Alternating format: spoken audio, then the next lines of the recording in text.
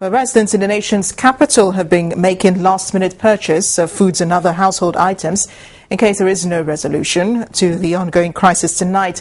There were also queues at petrol stations ahead of the resumption of the strike.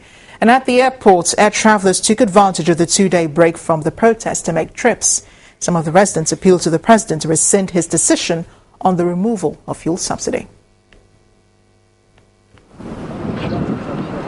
The streets appear empty as many motorists queue up in petrol stations to fill up their vehicles in preparation for another round of nationwide strike by organized labor. Some of them urge the federal government to reverse the policy. We feel the government should look at it, closely, that you don't take, everything, with your power, not because God has given you that power. Subsidy is not a bad thing, but the problem is the timing. This is January. People have not paid children's fees. Some people didn't even collect their December salary.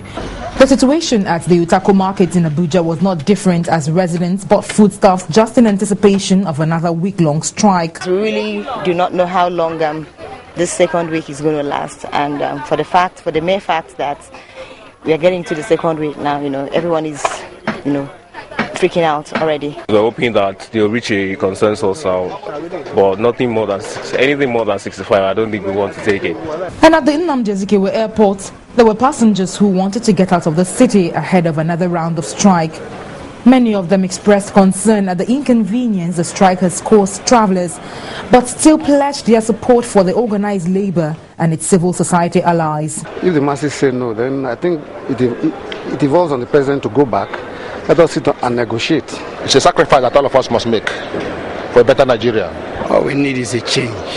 Even if it has affected me, I'm ready to make the sacrifice, no matter how long it will be. But I strongly believe government and labor will come to a compromise. Some airline operators say they may have no choice but to comply with the demands of organized labor and shut down operations on Monday if an agreement is not reached with the federal government. The motor parks, however, did not have the rush of passengers like the airport. There were few passengers at the park. Everything has been done. It's not that usual.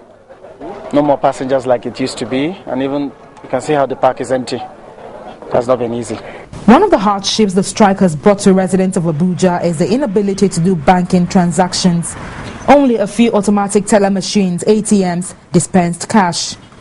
And so with some of these challenges in mind, Nigerians are waiting for another round of strike as the new week begins.